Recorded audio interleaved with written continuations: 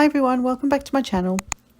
So today is the third of the panels that I got in the Simon Says Stamp 2021 October kit, card kit. That's a lot of words back to front. And I'm also going to use the embossing folder that you get, which is Kaleidoscope, as well as the stamp set, which is called So Talkative, for this. I used a circle die because I felt like that image, although it was printed onto the Tim Holtz watercolor paper, I felt like the image had this whole sort of wreath kind of thing going on, so I used a circle die to sort of help trim around it. It's just a bit different, and it's very different for me, so we're just going to go with it. But that was the whole point of me getting card kits, or this one in particular. One is the Simon Says Stamp card kits are very like, there's lots of usable things that I would typically use, like stamps and dies and stencils, that sort of thing. You get those kinds of things in these kits, and from what I've done months of research on this, because that's what I was like, because I like to say a card kit is not normally my thing, so I just never know what to do with the stuff in it. I know it sounds weird. So if I have found a card kit like this that has a lot of usable things that they're all usable, but the things that I would typically use day to day, like stamps and dies and that kind of thing, I thought that might work. But it also is going to challenge me, and this is what this did. So I have, like I say, I used a circle die. It's just a stitched circle die. Any circle die will do. If you don't have circle dies, use a plate over the top or something circular over the top, draw around it and then cut it out. That'll work too. And so I'm starting to colour in or paint with some watercolour paints, and these are my Gansai Tambi watercolour paints that I have had for many years. I got them for my birthday from my husband a long time ago, and they are still going. But I am, in all fairness, I am a bit obsessed with watercolour, so I do like all the watercolour paints in the world. I have to kind of have them all, but I do research. I don't buy them all, but I do research the ones, and then the ones that I really fall in love with just by what you guys show and share, I do tend to buy, because that's what happens in this community. We share the things we love, and then that's how you spread the word, right? So what I try to do as well is use there's a load of different varieties of greens and reds and oranges and that, which is very autumnal, and I try to pick up a different, to keep it simple, I used the same type of leaf I used in the same colour.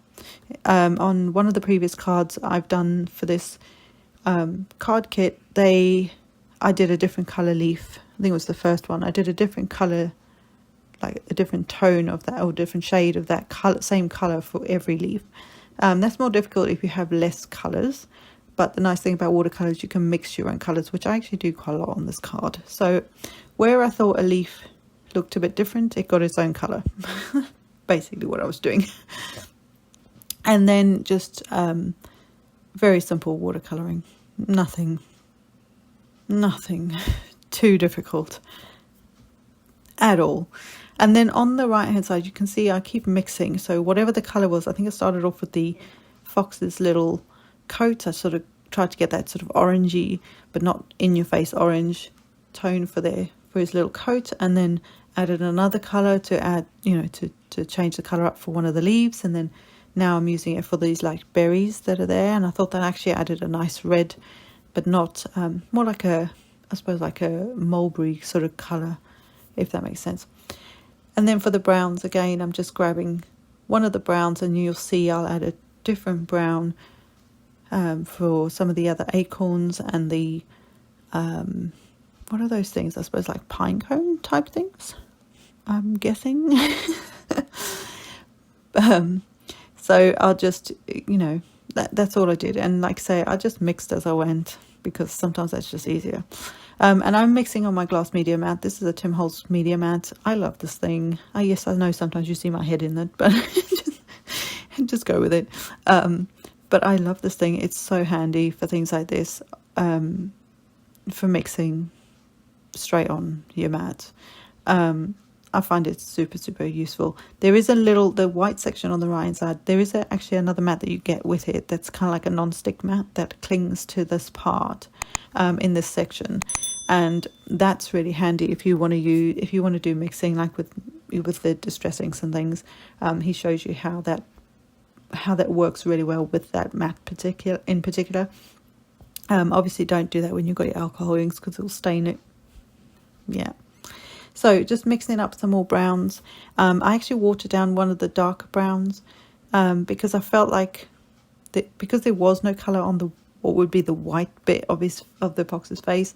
I still think that like the foxes we have here, they're really, I don't want to sound wrong, but they're kind of dirty. So it's like their faces aren't white. So I thought this made more sense for me. But you do what makes sense for you, and that will be the right thing.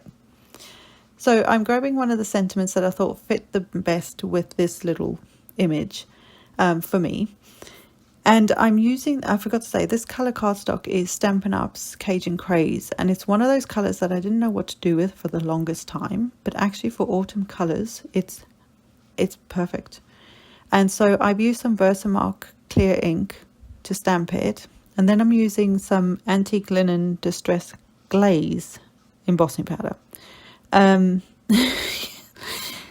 This doesn't, I mean, it works, but it didn't work out how I was imagining in my head. So I think I do need to go back and watch more of his videos on how this stuff works, because clearly I had a different idea in my head of how this, which is why I used the color I used.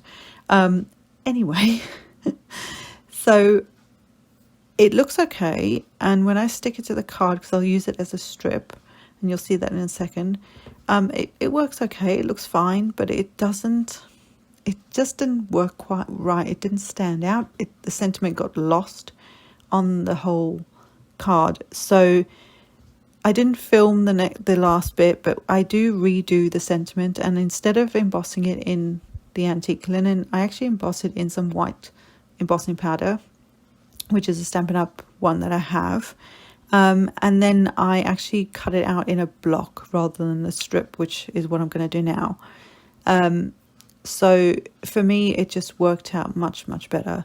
It stands out more. You can't go wrong with a white embossed sentiment on anything. I thought about a gold that might have worked, but on the Cajun Craze, the white just pops out. And also there's white in the background still, so that ties in where the white comes in, if that makes sense. So in order to see that, the actual card and the actual finished card, and I'm sorry I didn't pop it in here, but if you go to my blog or to my Pinterest, Twitter, Instagram pages, it'll be up there. So if you're watching this the day this goes live, so to speak, then it'll be on my blog because it goes up the same time as my YouTube channel, but my socials go up later on in the day. So yeah, it's a spiel on that. So what I did was I got the embossed Kaleidoscope, and that embossing folder is so cool. This is not like a shimmery cardstock. This is Cajun Craze. It's a like a block color of cardstock, and yet it still looks like a kaleidoscope. Like when you tilt it in the light, it's so cool. So I was really impressed with that embossing folder. It's so pretty.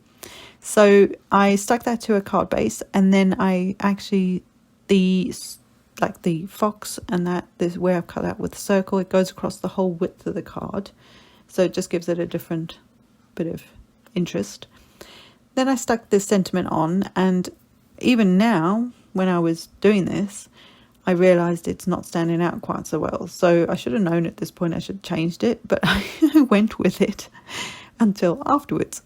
So I added some white detail with a white gel pen, just some stitch detail, which years and years ago, I mean many years ago, this was all the rage. Like everybody did this on every card. So I just added a bit of white detail there. I thought that ties in with the white background of where the fox and the leaves are.